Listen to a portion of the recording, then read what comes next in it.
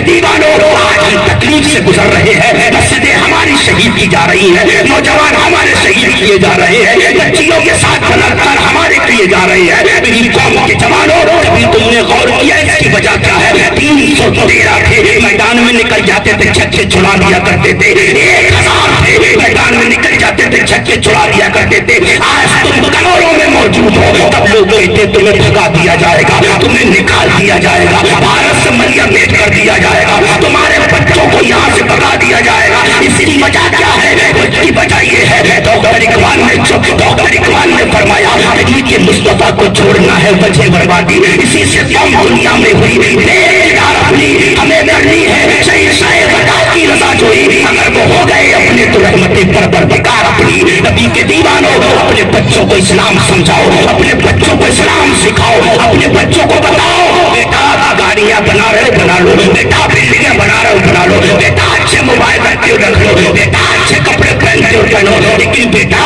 اچھی شکل بنانے سے کام نہیں چلے گا، اچھے کپڑے پہننے سے کام نہیں چلے گا، اچھی گاڑیاں خریدنے سے کام نہیں چلے گا، اچھے بنگلے بنانے سے کام نہیں چلے گا۔ ارے اچھے بنگلوں کے ساتھ ساتھ اپنی سیرت کو بھی سدھارتے رہنا، اپنی صورت کے ساتھ ساتھ اپنے اخلاق اپنے کردار کو بھی سنبھالتے رہنا، اپنی صورت کے ساتھ ساتھ اپنے معیار کو بھی سنبھال کے رکھنا۔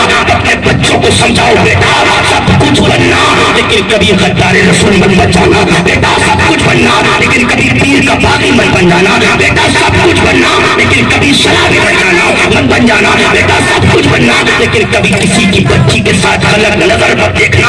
آج میری قوم کو ہوا کیا؟ وہ نوجوان آج میری قوم کی جوان بیٹھے ہوئے ہیں، میں جوانوں سے گفتگو کرنا چاہتا ہوں، لگ بھگ میرے پاس 1 گھنٹہ تو ہو گیا لیکن میں 1 گھنٹہ ہی بولنا چاہ رہا تھا، لیکن میں کچھ دیر اپنے جوانوں سے گفتگو کرنا چاہتا ہوں۔ میری قوم کے جوانوں میں تم سے ہاتھ جوڑ کر کہتا ہوں تمہاری نظر میں سب سے بڑا مولانا کون ہوتا ہے؟ میں جانتا ہوں میری قوم کا معیار بدل گیا، جب جلسے کیے جاتے ہیں نا تو 50,000 مانگتا ہے نا، سب سے بڑا مولانا وہ ہوتا ہے۔ 50,000 میں آ رہا ہے اس سے بڑا مولانا کون ہوگا؟ 30,000 میں آ رہا ہے اس سے بڑا مولانا کون ہوگا؟ جلسے کے بعد میری قوم بیٹھ کر گلیوں میں قیمت کرتی ہے، مولوی بھی 30,000 لے رہے ہیں، مولوی بھی 50,000 لے رہے ہیں۔ پہلی بات تو بلا کیوں رہا ہے ایسے مولویوں کو؟ تو 50,000 30,000 لے رہے ہیں، کیوں بلا رہا ہے تو ایسے مولویوں کو؟ نبی کے دیوانوں 50,000 30,000 والا بڑا مولوی نہیں ہوتا، بڑا وہ ہوتا ہے جو سنت رسول پر عمل کیا کرتا ہے۔ نبی کے دیوانوں میں تم سے صرف اتنا کہنا چاہتا ہوں میں بہت چھوٹا انسان ہوں، مجھ سے بڑا گنہگار کوئی نہیں ہے، مجھ سے بڑا خطا کار کوئی نہیں ہے، لیکن میری قوم کے جوانوں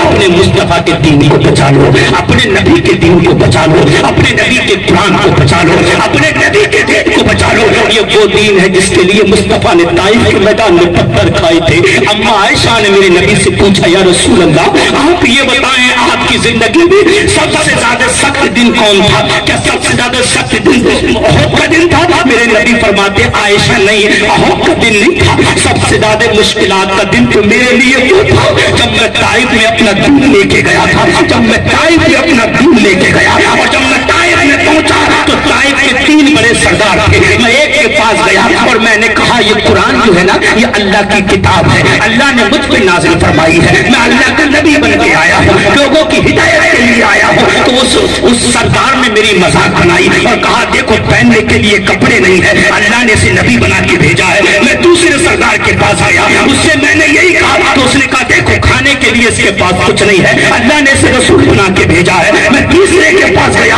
میں نے اس سے یہی کہا، اس نے بھی مجھ سے کہا اگر اللہ کو کسی کو نبی بنا کے بھیجنا تھا تو کسی امیر کو بھیجتا، اتنے غریب کو نبی بنا کے بھیجا ہے۔ میں نے ان تینوں سرداروں سے کہا دیکھو میرے اور تمہارے درمیان جو گفتگو ہوئی ہے نا وہ کسی کو مت بتانا۔ سرداروں نے کہا کیوں نہیں بتایا؟ جیسے میں وہاں سے پلٹ کے آیا ان سرداروں نے نوجوانوں کو بلایا، طائف کے بدماش اور گنڈوں کو بلایا اور میرے طرف اشارہ کر کے کہا یہ دین لے کے آیا ہے، یہ قرآن کی تبلیغ کرنے آیا ہے، یہ نماز کو بتانے آیا ہے، یہ اللہ کی عبادت کرانے کے لیے ہم سے کہہ رہا تھا جاؤ اس کو سبق دو۔ میرے مصطفیٰ فرماتے ہیں نوجوانوں نے اپنے ہاتھوں میں پتھر اٹھا لیے، نوجوان اپنے ہاتھوں میں پتھر لے کے آتے ہیں، میرے نبی فرماتے ہیں میرے جسم پہ مارنا شروع کرتے ہیں، میرے جسم پہ پتھر مارے میرا جسم پورا لہو لہان ہو جاتا ہے۔ آج کہتے ہیں نا قوم کہتی ہے 10 روپے امام صاحب کو فالتو کے لیے دیتا، ارے میں کیسے دے دوں یار، میرے باپ کی پسینے کی کمائی ہے، سر کا پسینہ ایڑیوں پہ پہنچ گیا میرے باپ کی، میرا باپ رکشہ چلاتا ہے، میں پیسے کیوں دے دوں بھائی؟ میرا بس کی بات نہیں ہے، 1000 روپے रुपए मस्जिद में दे दूं चंदा, मेरी बहुत मेहनत की कमाई है, तुझे 1000 रुपए बड़ी मेहनत के लगते हैं, तो दीन है ना दीन,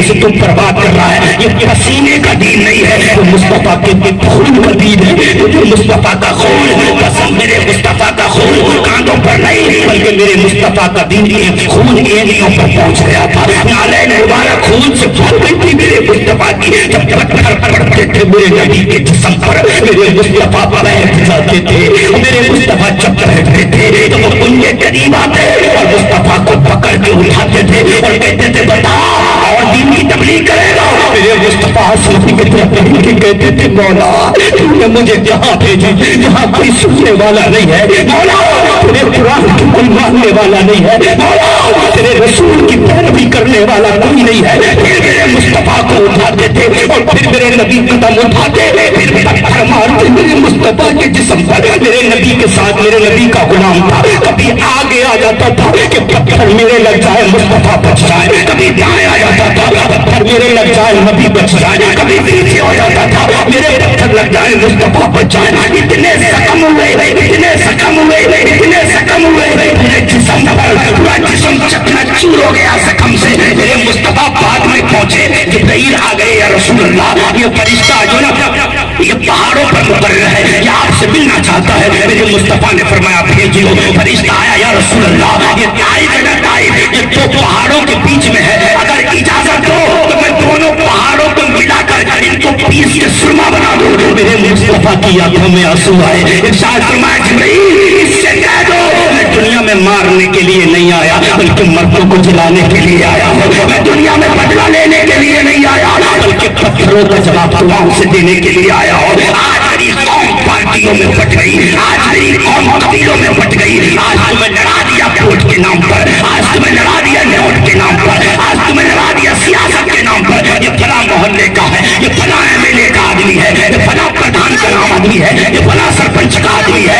ये फला उस मोहल्ले में नहीं जाता, ये फला उस मोहल्ले में नहीं जाता, ये फला मस्जिद का मुक्तदी है, ये फला मोहल्ले का है। मेरी कौम को हुआ क्या, कौम यही हो जाती थी कि सुन्नियत आपस में बट जाए, मुस्तफा के गुलाम आपस में बट जाए। तुम्हें पैसे तो बांट न सके लोग, कुरान के नाम पर नहीं बांट सके, नमाज के नाम पर नहीं बांट सके, मस्जिदों के नाम पर नहीं बांट सकते। मेरी कौम को बांट दिया सियासत के नाम पर। आप देखो फोटो के नाम पर बट गई तुम, आप